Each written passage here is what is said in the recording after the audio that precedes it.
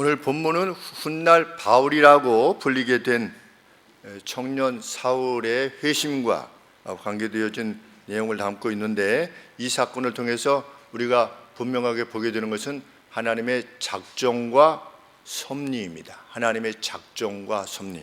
오늘 아주 절묘하게 우리 웨스트민스터 소요리 문답 내용과 일치하게 되어서 참 신기하다, 이런 생각을 저도 해보게 되었습니다. 왜냐하면 이 소요리 문답은 순서상 이렇게 가게 되는 것인데, 하나님의 섭리의 역사는 무엇인가?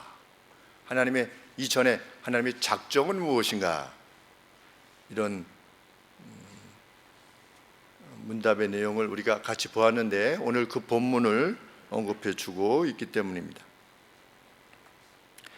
승천을 앞두신 예수님께서는 제자들에게 이제 내가 승천한 이후에 예루살렘에 성부 하나님께서 약속하신 보혜사, 헬퍼, 너희를 돕는 성령을 보내실 것이다, 이렇게 약속을 하셨습니다. 그리고 그 성령을 힘입어서 이 복음이 예루살렘과 남쪽 유다와 북쪽 사마리아와 땅끝까지 이르게 될 것이다.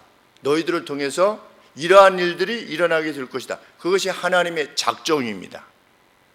그것은 어떠한 상황이 되든지 반드시 일어나는 겁니다. 왜? 하나님께서 뜻하셨기 때문에. 하나님의 작정입니다. 예수님 말씀대로 과연 오순절 성령 강림 사건이 일어났었고, 제자들은 복음을 전하기 시작했고, 오늘 31절에 보시면 예수님의 말씀대로 온 유대와 갈릴리 지역과 사마리아 교회가 평안하여 든든해져 가고, 예수님이 말씀하신 하나님의 작정이 이루어진 것입니다. 하나님의 영원한 작정은 무엇입니까?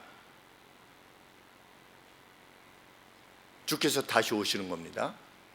그리고 심판이 이루어질 것이고, 심판이 이루기 전에 죽은 자의 부활이 일어날 것이고, 그리고 하나님의 백성들은 영원한 생명에, 하나님의 백성을 불어 거부했던 이들은 영원한 벌에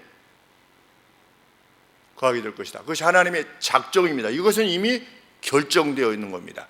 그 결정되어 있는 그 상황을 향해서 역사가 흘러가고 있는데, 지금 어디까지 되어졌냐면 예루살렘과 유다와 사마리아, 이 갈릴리 지역까지 복음이 전하게 되었습니다. 그러면 예수님께서 밝히신 작정의 내용 중에 이제 이루어져야 될 것은 무엇입니까? 땅끝까지 이르러서 복음이 전파되는 그 하나님의 작정이 이루어져야만 되는데, 누굴 부르신 겁니까?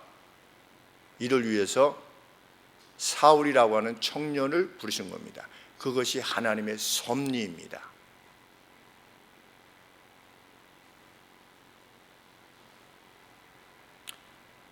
그 누구도 하나님께서 왜 굳이 사울을 부르셨는가?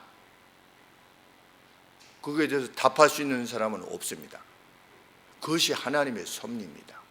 왜 하나님께서 일제로 하여금 우리를 36년 동안 지배하도록 하셨는가? 그 이유를 우리는 설명받을 수 없고, 6.25 전쟁은 왜 일어났는가?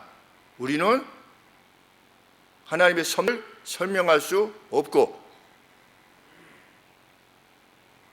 이제껏 우리 앞에 있었던 모든 분들이 왜 그렇게 이루어져야만 했는가?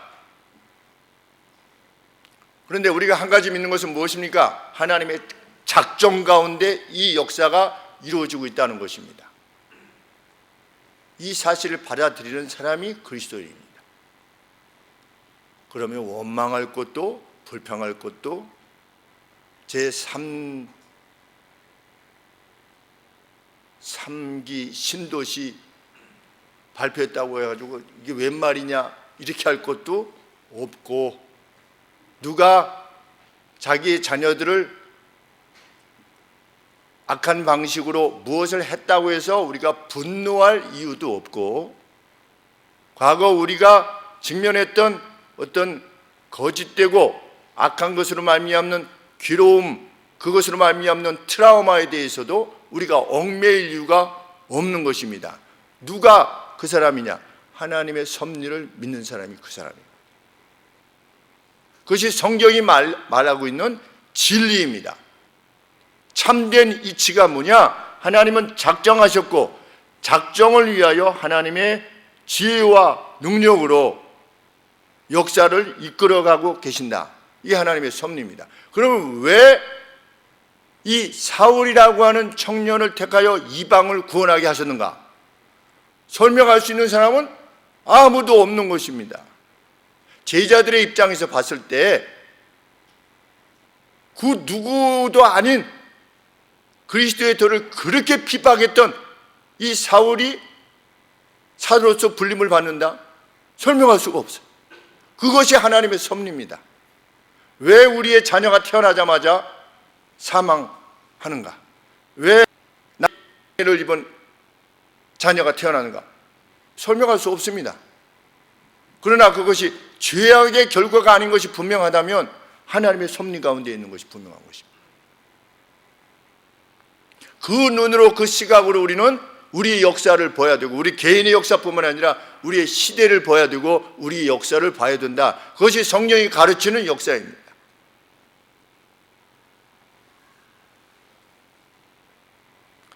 사울은 누구였습니까? 8장 1절에 보시니까 사울이 스데반의 죽임당함을 마땅히 여기더라. 원문에 이렇게 되어 있습니다. 그는 스데반의 죽음에 마음으로부터 동의했다. 마음으로부터 동의했다. 그래야지 저놈은 죽어야지. 돌로 쳐서 사람을 죽이는데, 언젠가 이란에서 사람을 땅에다 파묻고 이제 목만 이렇게 땅 위에 나온 그 사진을 본 적이 있는데, 이제 사람들이 돌을 던져서 죽이기 바로 전에 모습인데, 그 보는 게 너무 잔인하더라고요. 그 모습이 너무 잔인해 보였었는데, 스데반을 그렇게 돌로 쳐서 죽였을 때 사울이 마음으로부터 그의 죽음에 대해서 동의했다. 동의한 정도가 아니라 7장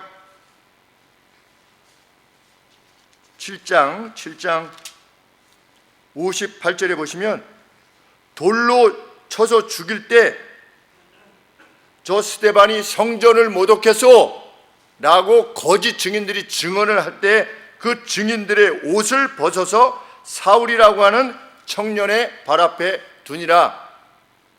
이 스데반을 죽임에 있어서 아주 주도적인 역할을 감당했다는 겁니다. 왜?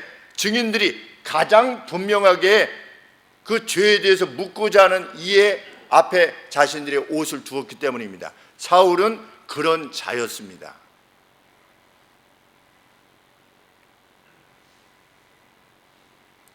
오늘 9장에 보시면 지금도 이 사울은 심지어 시리아의 수도였던 다마스커스까지 가서 예수의 도에 행하는 이들을 압송하다가 해서 예루살렘에서 핍박하기 위하여 지금 가고 있는 도중인 것입니다.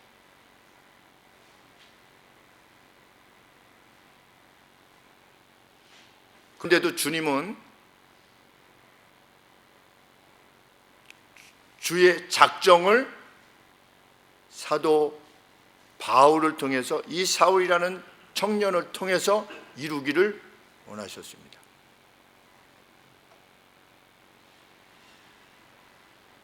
그것을 하나님의 섭리라.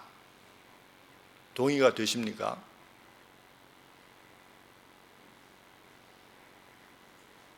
우리 개인으로 치면 내가 가장 미워하는 사람이, 나한테 가장 악을 행했던 사람이, 내 아버지를 죽이고 내 엄마를 욕보였던 그 어떤 자가, 나의 직장을 훼손시켰던 자가, 나의 삶의 터전을 망가뜨렸던 자가, 그로 말미암아 내 집이 다 날아가고 내 직장이 다 허물어지고 그랬던 자가 사도로 불림을 받게 된 겁니다.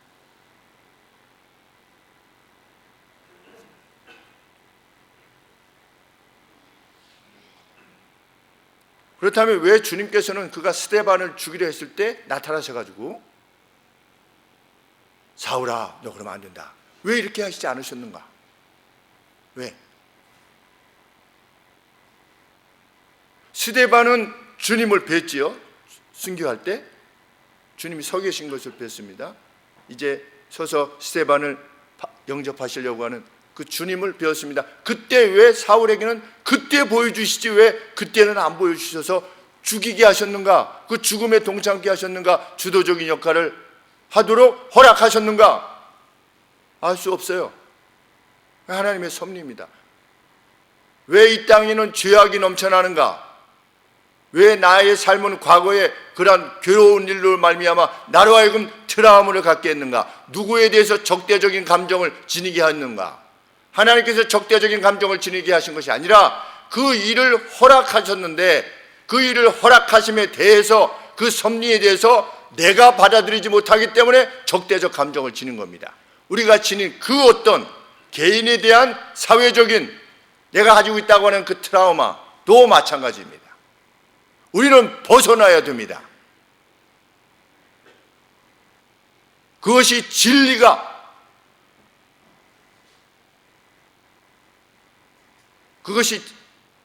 진리가 우리에게 밝히 드러내시고자 하시는 하나님의 뜻입니다.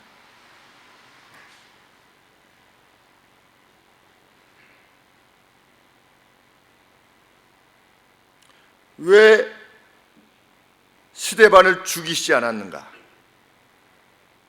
우리 욥기 42장 5절 말씀해 보시면 욥이 무엇이라고 고백합니까? 내가 죽게 대하여 귀로 듣기만 했었는데 이제는 눈으로 봅니다. 어떤 사실을? 내가 하나님의 섭리를 결코 해석할 수 없는 존재라고 하는 사실을 깨닫게 되었다. 일어나는 행해지는 모든 일들을 우리는 인과관계로만 이해하려고 합니다. 이래서 이랬다. 이래서 이랬다. 이러니까 원수가 생기는 겁니다. 그런데 그 인과관계를 설명할 수 없음을 나는 깨닫게 되었다. 나는 그러한 존재다. 그러한 존재가 감히 그 누구에 대해서 하나님이 허락하신 섭리에 대하여 이러쿵저러쿵 할 수 없다.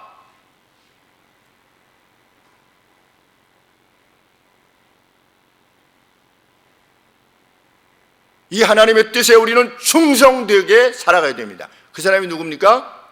70번씩 7번이라도 용서하는 사람입니다. 어떻게 용서할 수 있는가? 하나님의 작정과 하나님의 섭리를 받아들이기 때문입니다. 우리 오늘 뭐라고 되어 있습니까? 하나님의 섭리의 역사는 하나님께서 지극히 거룩하고 지혜롭고 능력 있게 보존하시며 다스리시는 것이다. 뭐를? 그의 모든 피조물들과 그들의 모든 행동들을 하나님께서 지혜롭게 거룩하게 능력 있게 보존하시며 다스리고 계신다. 언제? 지금도 우리 과거에도 이것이 우리의 역사관이어야 됩니다. 그 가운데 우리는 무엇을 확신해야 됩니까? 하나님께서는 무엇이라도 하실 수 있으시다. 때로는 하나님께서 악을 들어 선을 이루실 수도 있으신 분이시다. 그게 성경이 말하는 바니까.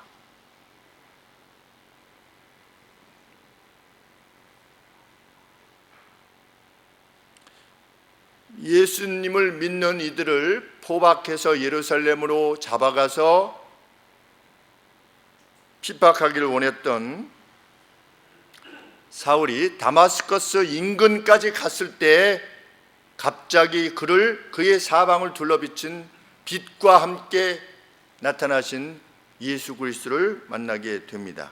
그리고 그는 땅에 거꾸러져서 시력을 잃게 됩니다.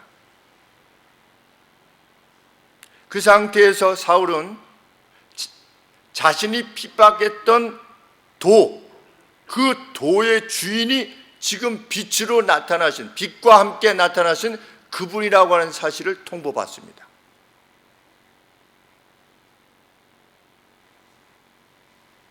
이렇게 통보받습니다.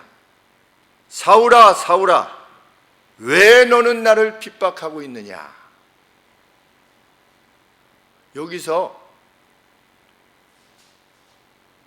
4절 말씀에 사울아, 사울아, 네가 왜 나를 핍박하느냐? 이 왜를 빼도 되지 않습니까? 말씀하실 때 사울아 사울아 네가 나를 핍박하고 있는 거냐? 아니면 너는 나를 핍박하면 안 된다라든지. 그런데 왜 why 그랬습니다. 왜 나를 핍박하느냐 이렇게 물었습니다.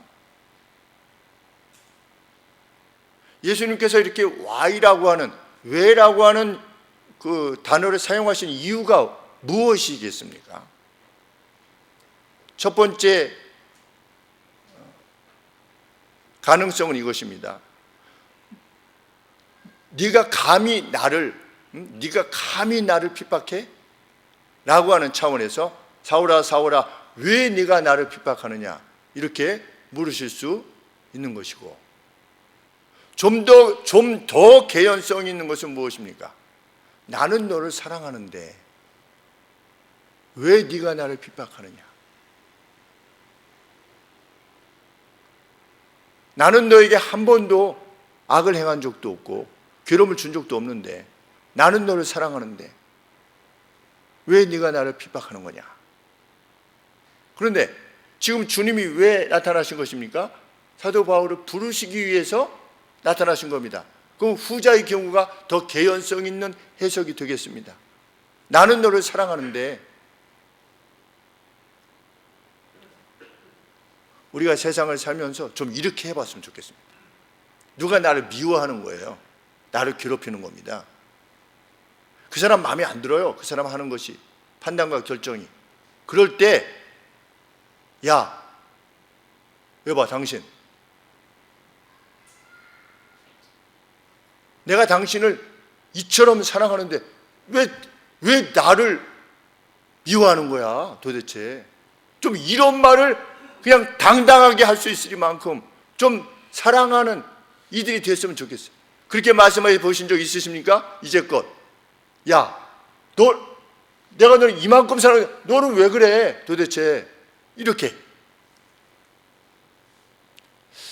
말씀을 드리고 나니까 한 2, 3개월 전에 제가 저희 선배 목사님한테 드린 말씀이 생각이 나는군요. 목사님은 저에게 굉장히 섭섭하시겠지만 저는 목사님을 위해서 새벽마다 기도했습니다. 목사님이 저를 위해서 한 번이라도 기도하셨습니까? 제가 그랬어요. 그랬더니 목사님이 저를 김 목사 때문에 섭섭하고 당신의 의견에 반대되는 것처럼 제가 발언을 하고 거기다 늘 노예에서 손을 드니까 저 때문에 기분 나쁘셔가지고 그러셨는데, 제가 우리 교회 오셨을 때 그렇게 말씀을 드렸었어요.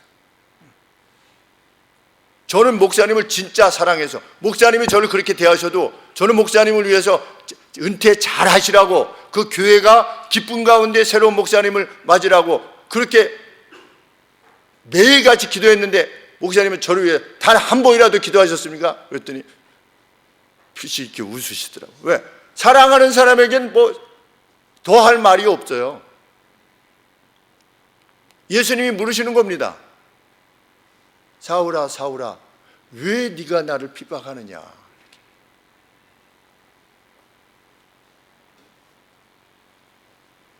그러니까 사울이 답했습니다. 물었습니다. 주여, 당신은 누구십니까?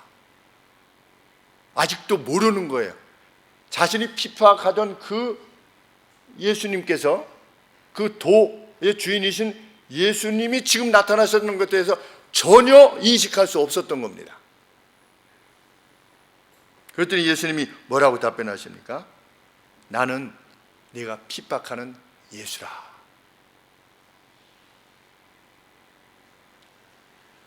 자, 이 정도 되면 사울은 대가를 치러야 됩니다. 대가를 치러야죠. 스데반을 죽였던 것뿐만 아니라 그 핍박했고 사람을 린치하고 가두고 대가를 치러야 되지 않습니까? 그게 정의 아닙니까? 정의? 하나님의 공의? 대가를 치르는 것. 요즘 말하는 정의,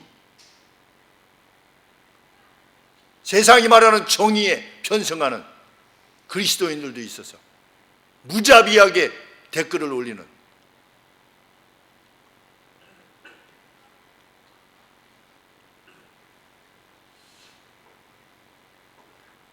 대가를 치러야 되죠. 사울이 6절에 우리 성경에 없습니다. 그러나 예수님이 그렇게 말씀하셨습니다. 알라. 그러나 했습니다. 나는 네가 핍박하는 예수다. 나는 이제 죽었구나. 나는 대가를 치러야 되는구나. 얼마나 마음에 두렵고 고통이 몰려왔겠습니까? 나는 네가 핍박하는 예수다. 그러나 이게 복음입니다. 그러나 너는 죄를 졌으나, 그러나 너는 나를 핍박했으나, 너는 나를 미워했으나, 너는 거짓으로 떵떵거리며 살았으나, 삭개오, 그러나 가라 그랬습니다. 가라.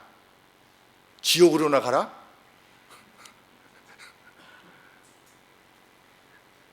성으로 들어가라. 네가 행해야 될 일을 내게 이를 자가 있느니라. 복음 아닙니까? 복음. 그게 복음입니다. 주께서 사울에게 나타나신 이유는 대가를 치르게 하기 위함이 아니라 이방을 향한 그분의 대가로, 그 대사로 부르시기 위해서 그에게 나타나신 것입니다. 이것이 뭡니까? 그것이 하나님의 섭리라 하는 것입니다. 섭리. 하나님께서는 그 무엇도 이루실 수 있으시며 그 누구도 사용할 수 있으십니다. 그것이 하나님의 지혜와 거룩과 능력이고 섭리를 이루는 방식이십니다. 하나님은 누구라도 택하실 수 있으십니다. 누구라도 사용할 수 있으시고,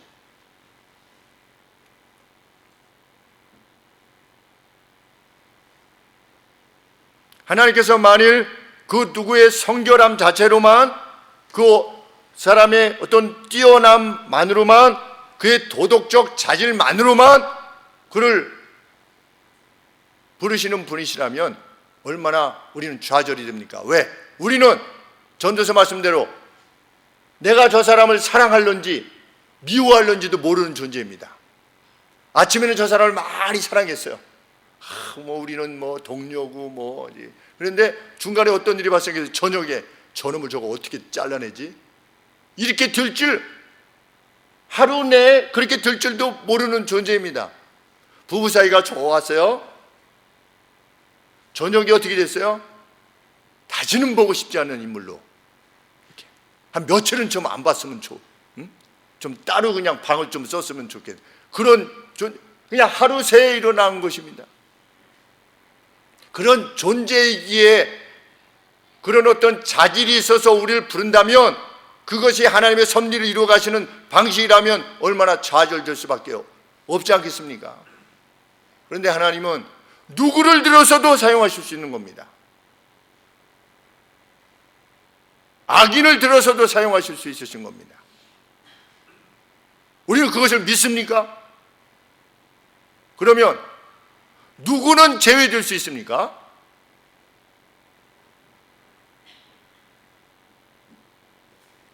저 사람은 안 돼 할 사람이 있습니까? 저러한 체제는 안 돼, 저러한 사회 시스템은 안 돼, 우리 학교는 안 돼, 우리 회사는 사장이 다 해먹어서 안 돼. 그러면 우리 하나님은 그 사장을 바꾸실 수 없으신 분이십니까? 그 사장을 사용치 못하시는 분이십니까? 하나님은 왜 사울을 부르셨습니까? 사울의 뛰어남으로 인해서 부르셨습니까? 그렇지 않았습니다. 사도 바울의 스스로의 고백은 무엇입니까?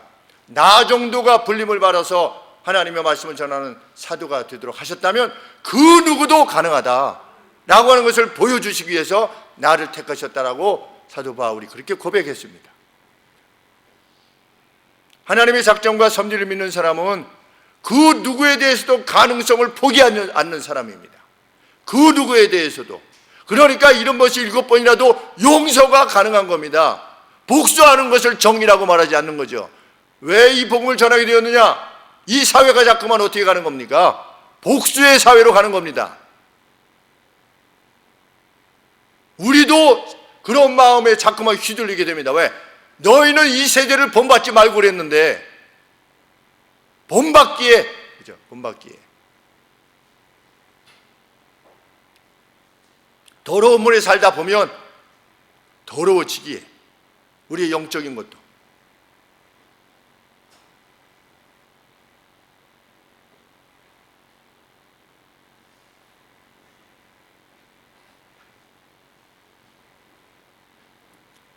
놀랍게도 사울은 이 하나님의 작정과 섭리를 받아들였습니다. 아니, 주께서 나타나셨는데 그거 못 받아들이겠어? 당연히 받아들이겠지. 자, 발람은 무엇을 받습니까? 무엇을 체험했습니까? 이스라엘 돈 받고서 이스라엘 저주가 있을지어다 했는데 입에서 뭐가 나갔습니까? 축복이 나갔습니다. 그러니까 발락 왕이 돈 주고 사주했던 발락이, 야, 너 지금 뭐 하는 거야? 저주하라고 했는데 너 지금 뭐 하는 거야? 여기가 아닌가 봅니다. 너 다시 한번 기회 줄 테니까 저쪽 가서 하자. 저주를 받을지어다. 입에서는 뭐가 나왔어요? 축복이 나왔어요. 그 정도 되면 깨닫고 돌아서야 되지 않겠습니까? 근데 어떻게 했습니까? 끝까지 갔어요. 나귀 타고 가다가 어떻게 했습니까? 나귀가 자꾸만 골목에서 이렇게 가가지고 다리가 상했어요. 이놈의 나귀가 가니까 나귀가 말하지 않았습니까? 내가 한 번도 당신의 명을 거절한 적이 있느냐? 왜 나를 때리는 거냐? 그때 하나님께서 눈을 열어가지고 발람으로 하여금 그 골목 사이에 칼을 가지고 발람을 죽이기 위해서 대기하고 있던 천사를 보게 하셨어요. 그러면은 돌아서야 되잖아요, 발람이. 그래도 어떻게 했습니까? 진리의 말씀을 접하고서도 돌아서지 않았습니다. 어떻게 됐습니까? 최후를 맞았습니다. 사울은 당연히 주님을 만났으니까, 주님을 만났으니까 돌아서는 게 당연하지. 그렇지 않습니다. 우리가 진리의 말씀을 여기서 들을 때 진리의 말씀으로 완전히 돌아서기를 우리가 다짐합니까? 저거는 그걸 어떻게 다 해? 나는 거기까지는 못해. 나는 내가 당한 트라우마가 있어. 내 히스토리에 대해서 알지 못해서 그래. 그걸 다 들으면 목사님도 이해할 거야. 내가 저 사람을 싫어하는 거에 대해서. 나의 분노를 이해할 거야. 성경이 그렇게 말하고 있습니까? 우리는 진리를 추구하는 자들입니까? 죄란 무엇이다? 죄는 하나님의 법을 순종함에 있어서 하나님의 작정과 섭리를 받아들이라 라고 하는 순종함에 있어서 어떤 결핍이 있거나 혹은 그 법을 범하는 것이다. 부족이 있거나 더러운 물과 맑은 물에 더러운 물이 약간 섞였습니다. 더러운 물입니까? 맑은 물입니까? 더러운 물입니다. 죄란 그런 것입니다. 진리의 말씀에 순종하지 않는 것입니다. 하나님의 작정과 섭리를 받아들여라. 그 누구도 미워할 수 없다. 그 누구에 대해서 적대시할 수 없다. 어게인스트 할 수 없다. 파묘할 수 없다. 이 땅이 오늘 무덤에서 그 누구를 파내야 된다. 이미 그 사람은 떠났는데 우리 그리스도인들이 동참할 수 있습니까? 거기에 동의할 수 있어요? 하나님의 작정과 섭리 가운데 있는 이가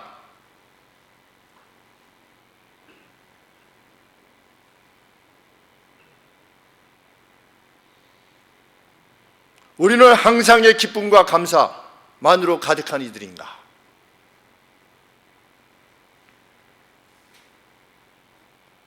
사울은 하나님의 작정과 섭리를 받아들였습니다. 어쩔 수 없는 것이 아니라 받아들인 겁니다. 그는 그 어떤 것도 볼 수 없는 상태에서 다마스커스로 인도함을 받습니다. 다마스커스 성으로 들어간 사울은 이후 3일 동안 그 어떤 음식도 물도 마시지 아니하고 기도에 전념합니다. 그리고 이후에 세례받기를 마다하지 않습니다. 그는 이전 자신을 고집하지 않습니다. 그걸 봤기 때문에 그렇습니까? 주님의 나타나심을 봤기 때문에 그렇지 않습니다. 주님께서 말씀하신 것에 대해서 아멘하고 순종한 겁니다. 예수가 세상을 구원하는 구주요 신이시라고 하는 사실을 결코 동의할 수 없었으나 그는 받아들인 겁니다. 자신을 고집하지 않았습니다.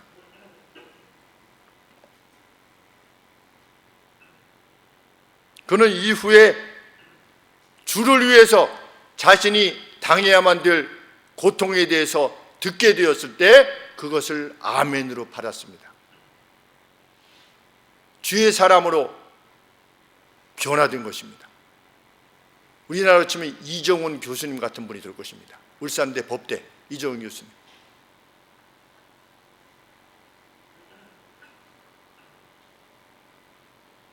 그분이 기독교를 말살시키기 위해서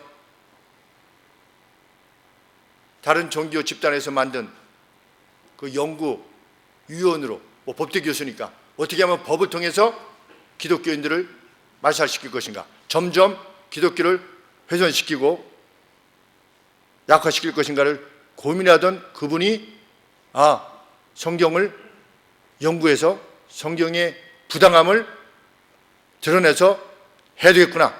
그러다가 제가 약간 듣기로는 신비한 방언의 경험을 체험하게 되어서 신비한 경험을 체험하게 된 이후로 그가 하나님의 사람으로 바뀌었죠. 얼마나 악한 존재입니까? 지금 기독교를 말살시키기 위해서 그렇게 행했던 그 중심에 있었던 인물입니다. 그런데 하나님은 어떻게 하실 수 있다? 그런 일을 들어서, 오히려 그런 일을 들어서 하나님의 복음을 위해서, 하나님 나라를 위해서 자신의 생명을 바치기까지 충성스러운 종으로 사용할 수 있다. 그 누구라도 들어서 사용하실 수 있으시다. 현재의 그 모습은 지극히 약한 자랄지라도 하나님은 그를 들어 사용하실 수 있으시다.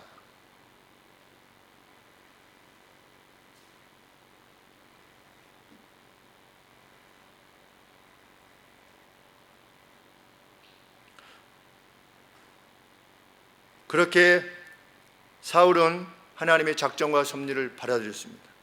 아나니아라고 하는 제자 역시 이 하나님의 작정과 섭리를 그대로 받아들였습니다. 그래서 그 사울을 형제라 부릅니다. 형제 사울이요, 이렇게 부릅니다.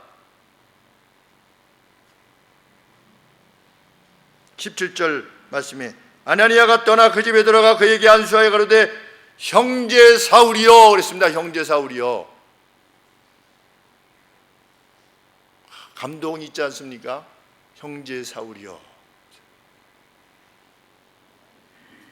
우리는 누가 예수님을 믿는다고 하는데 어떤 악을 저질러 이렇게 저 잘못이 있다고 그래요. 그러면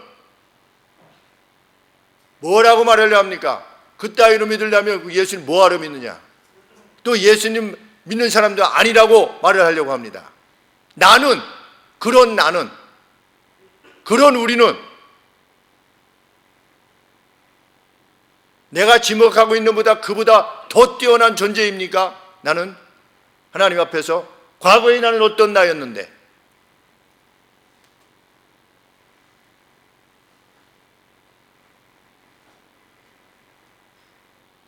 아나니아는 두려웠습니다. 주님의 말씀을 듣고 두려웠어요. 무엇이 두려웠습니까? 아나니아 보고 뭐라고 하는 겁니까? 너 저기 다섯 사람 사울이라고 있는데 사울한테 가서 안수해서 눈을 뜨게 하라. 지금 그 사울이 누군데요? 주님한테 말씀드리지 않습니까? 제가 듣기로는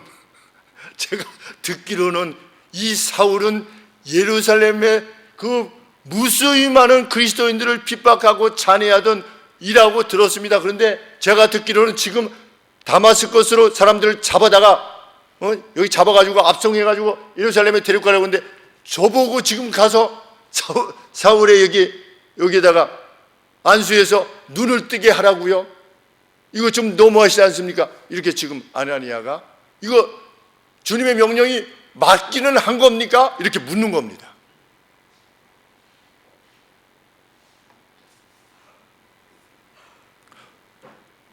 600만 명의 유대인들이 살해되었을 때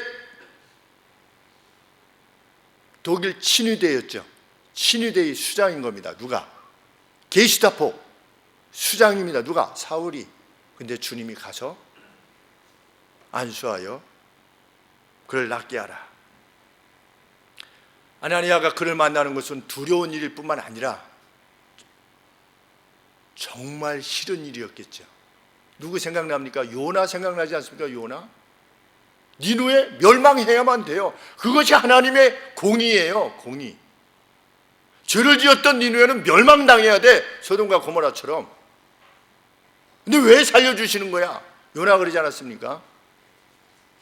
아나니아가 사울을 만나서 낫게 하라. 사울이 받아야 되는 그 무엇이 있다면 그것은 낫는 것이 아니라 뭐 해야 됩니까? 저주여야만 했습니다. 누구의 입장에서 보면, 아나니아의 입장에서 보면 그는 저주를 받아야 돼요. 하나님 이때 한번 해주세요. 눈만 안 보이게 하는 게 아니라 한번 그냥 어디가 부러지게 하든지 암이 걸리든지 한번 해가지고서 하나님이 어떠하심을 한번 그냥 보여주세요 라고, 그래야지 하나님의 정의가 드러나는 겁니다 라고 하고 싶지 않았겠습니까? 그런데 주님이 가라 하는 명령에 갑니다. 누구든지 나를 따르려거든 자기를 부정하고 자기의 트라우마,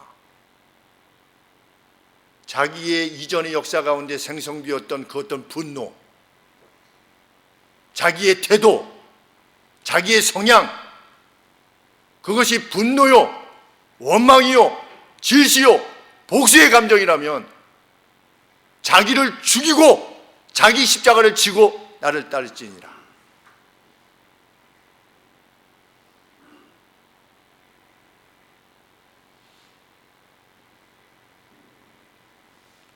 아나니아는 자신이 그를 어떻게 평가하느냐 하는 것에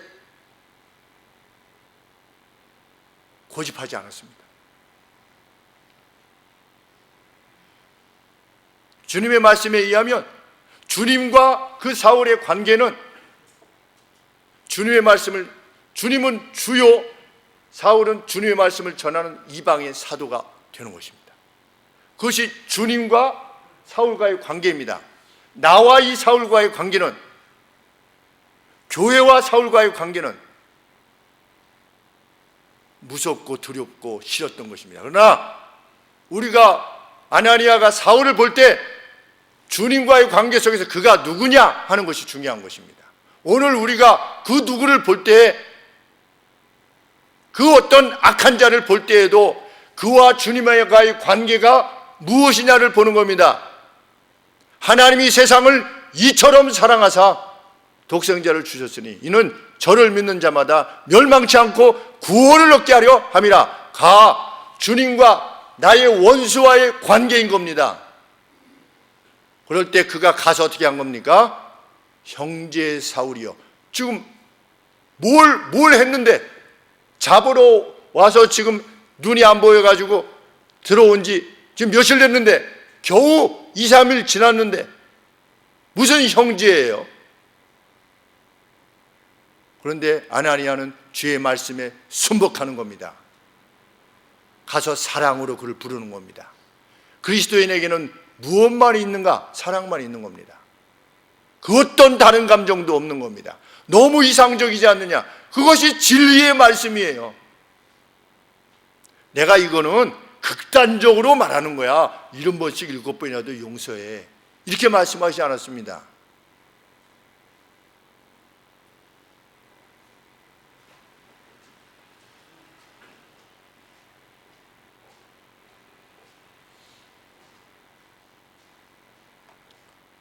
우리는 다마스커스에 있던 제자들 역시 그와 수의를 함께했다 라고 하는 말을 듣고 감동합니다.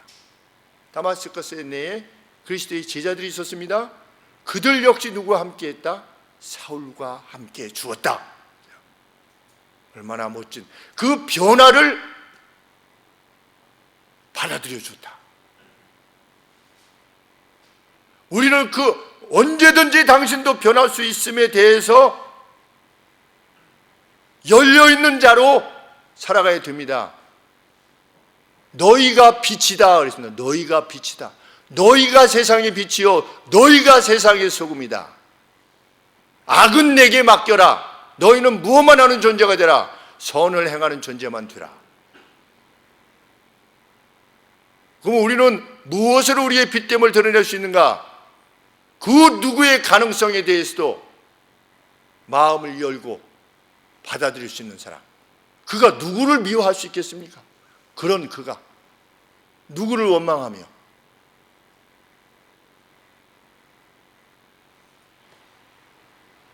오늘 설교 이후로 정말 우리들의 심령에 개인이든 사회든 역사든 가슴에 있는 분노, 내 개인적인 히스토리에 있어서도 그 분노를 내어버리는, 십자가 앞에 내어놓는, 묻어버리는, 그래서 죄에 대하여 죽고 분노라고 하는 죄에 대해서 죽고 사랑이라고 하는 의에 대해서 사는 그 과정이 있었기에 오늘 내게 있는 거 아닙니까? 그 과정이.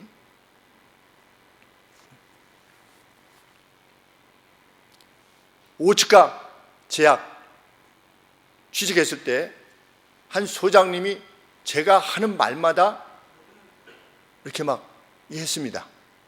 이상하게 그분이 저를 이렇게 했습니다.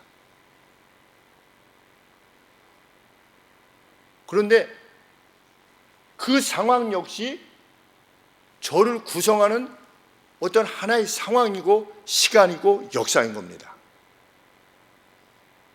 제가 그를 미워할 이유가 없는 것입니다. 왜? 하나님의 그 자리에 제가 가도록 허락하신 겁니다. 하나님의 섭리 가운데.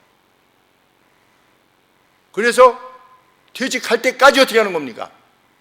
그를 사랑하기 위해서 온 힘을 기울이는 것입니다. 사랑이 쉽지는 않습니다.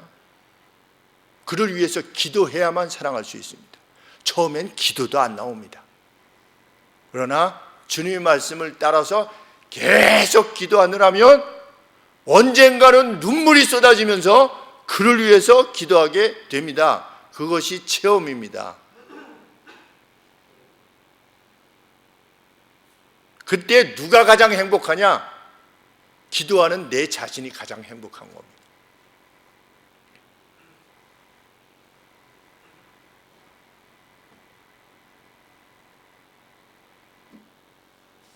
그 경당에는 하나님의 아들이시다 하는 것을 한 것입니다.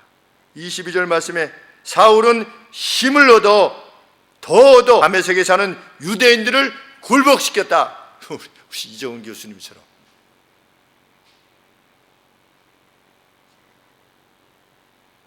누가 있었기 때문에? 19절 말씀에 사울이 다메섹에 있는 제자들과 함께 있을 수 있었기 때문에. 하나님의 작정과 섭리를 그대로 받아들였던 또 다른 인물은 예루살렘으로 돌아온 뒤에 사울을 맞이하였던 바나바였습니다. 다른 제자들은 사울과 교제하기를 무서워했습니다. 26절에 사울이 예루살렘에 가서 제자들을 사귀고자 하나. 나 바뀌었어요. 나 주님을 만났어요. 이제 나는 주님의 이름을 위해서 살 것입니다 라고 사귀고자 하나 다가가면 다가갈수록 어떻게 했다? 다 두려워하여 제자됨을 믿지 아니하였다. 무서웠어요. 왜? 스데반 죽일 때 그 사울이 주도적인 역할을 감당했다는 것을 보지 않았습니까? 직접 그들은 체험하지 않았습니까? 당연하지요.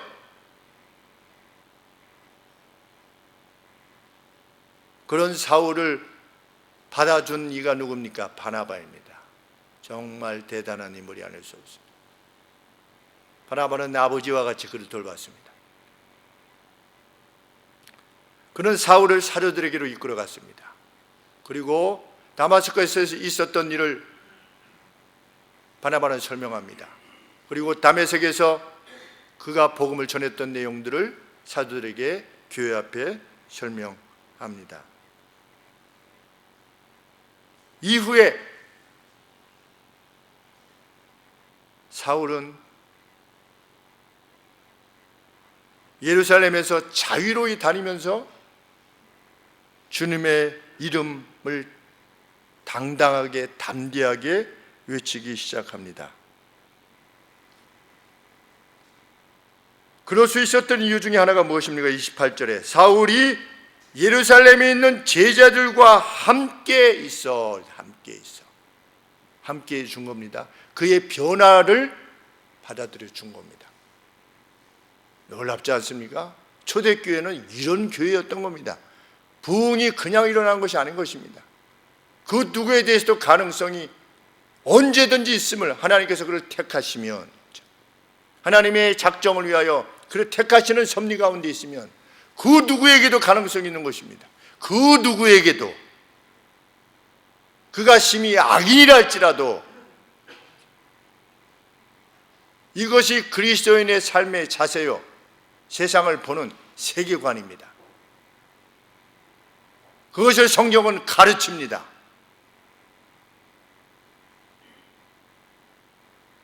순종하셔야만 합니다. 왜? 우리의 복됨과 우리의 행복을 위해서 주께서 명하시는 명령이기 때문입니다. 세상의 방식으로 결코 유토피아는 이루어지지 않는다라고 하는 것이 성경의 가르침입니다. 말세를 향하여 갈 때 세상은 점점 더 악하게 될 것이며 자기를 사랑할 것이다.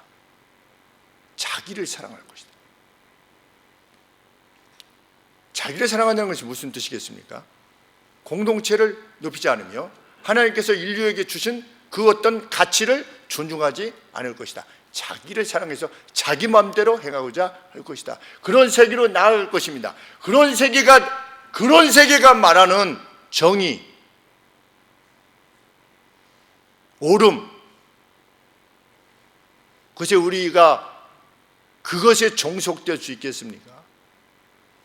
우리는 결코 그럴 수 없는 존재들입니다.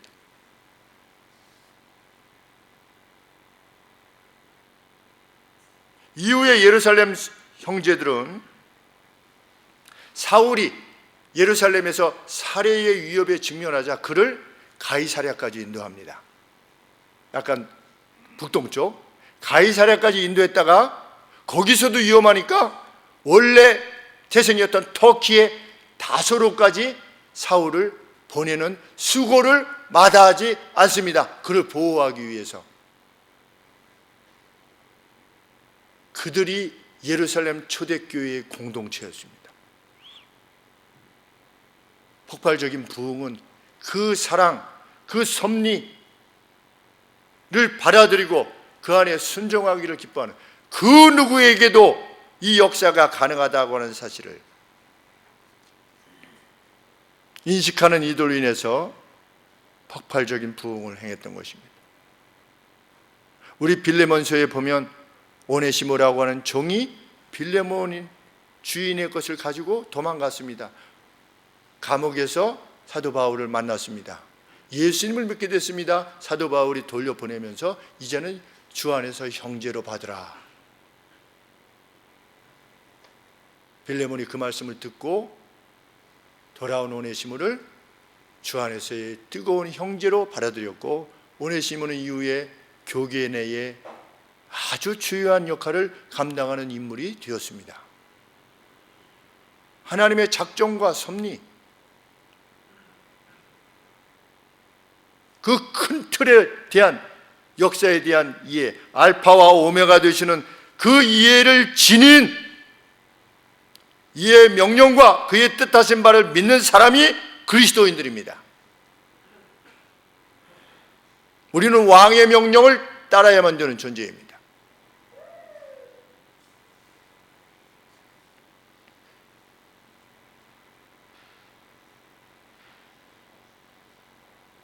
누구에게라도 가능성을 열고 그 변화를 믿어주는 우리가 되기를 원합니다. 현재 그 사람이 회개하지 않았더라도, 여전히 악을 행하고 있다 할지라도, 자신의 악을 거짓으로 막으려 하는다 할지라도, 우리가 그 개인에 대해서,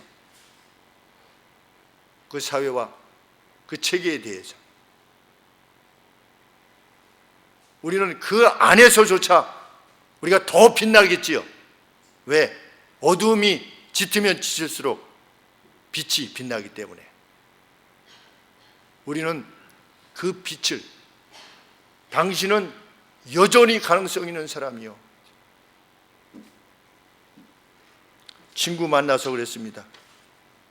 한 10시 반쯤 전화가 와서 제가 급히 내려가서 11시쯤 만나서 2시 반쯤 이야기 마치고 돌아오는데, 어떻게 이렇게 왔어? 새벽기도 또 가야 되는데. 친구를 만나면 뭔가 행복해져. 제가 그랬습니다. 저는 거짓말을 못하는 사람이기 때문에, 거짓말이 아니라 그가 가지고 있는, 정말 그래? 뭔가 하나님이 친구에게 주신 달란트가 있어. 그런데 만나면 뭔가 이렇게 좀 기분이 좋아지게 한다는 거야.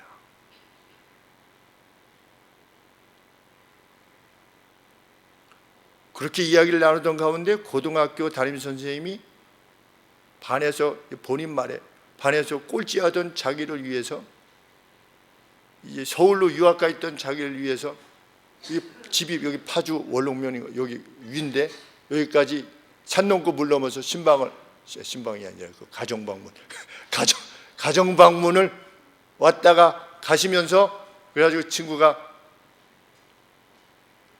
선생님한테 부탁을 했대요. 선생님, 저 반에서 꼴찌라고 하지 마시고 부모님한테 30등이라고 좀 이렇게 해주세요.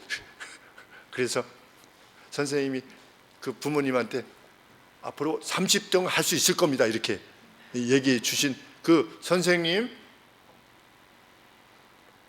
대해서 이 친구가 뭐라고 회고를 하냐면, 그 선생님하고 지금도 좋은 관계 가운데 뵙고 또 이렇게 그 고마움을 표하고 일어나 봅니다. 뭐라고 이 친구가 얘기를 했냐면, 그때 그 누군가의 한마디가 누구의 일생을 바꿀 수도 있다. 자기가 그랬다. 이런 고백을 하는 겁니다. 친구가. 그래. 그래서 제가 마음에 드는 게 뭐냐면, 진리에 가까이 있는 친구다. 지금 유교 집안에 이 제사를 자기가 해야 되기 때문에 유세차 뭐 이렇게 자기가 한대요. 이걸 다 설명해 주더라고요. 유세차는 뭐고 뭐는 뭐고 이게 쭉 설명한다. 이게 족보가 있는 집안이구나 이렇게. 누구의 26대 손인가 뭐 그렇대. 그런데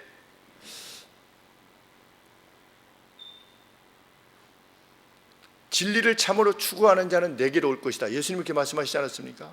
그래서 분명 올 거다. 이 친구는 이 정도로 계속 말하면, 진리가 뭐냐, 트루스가 뭐냐 계속 물어요. 진리라고 하는 건 참된 이치다. 세상이 어떤 이치에 의해서 가는 것이 진짜 이치가 뭐냐라고 하는 것이 트루스다. 근데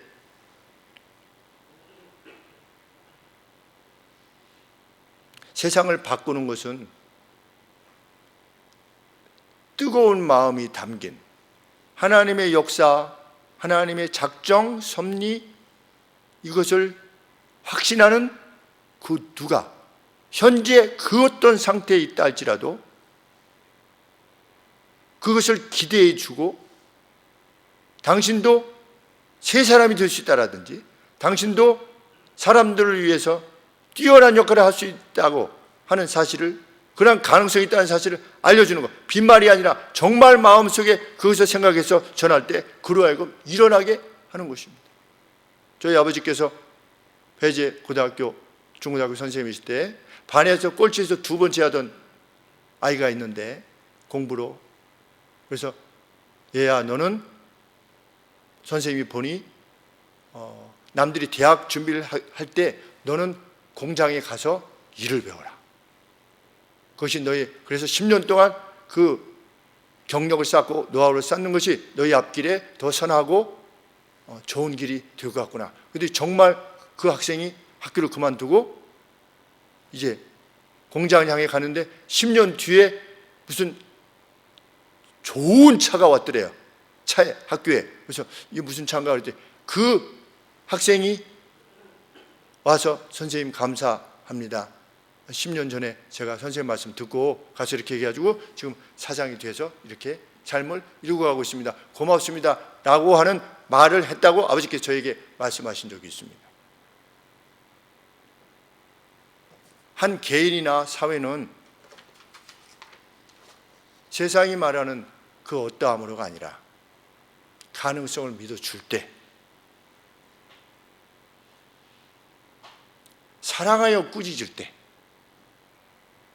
또는 사랑하여 격려할 때, 둘 다 사랑하여 매를 들 때, 그것이 사랑일 때 우리 자신도 하나님의 사랑으로 변화할 것이며 이 사회도 그런 사회로 변화줄 겁니다. 그 번영이 있는 우리나라가 되길 원할 때 우리는 각각의 역할을 감당하는 하나님의 거룩한 군사들이 될 것입니다. 기도하겠습니다.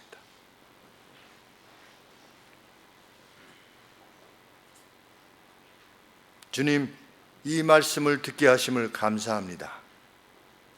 아나니아와 같이, 바나바와 같이, 함께했던 제자들과 같이 그 누구의 가능성에 대해서도 하나님의 섭리를 인식한 이들로 인정할 수 있는 저희 모두가 되기를 하나님 앞에 소원합니다. 그리고 이 땅이 되기를 소원합니다. 과거의 죄들을 선제적으로 용서하는 이들이 되게 하여 주시기를 소원합니다. 우리 자신이 용서받았음을 마음으로 고백하는 것 그대로 바리새인과 서기관들이 아닌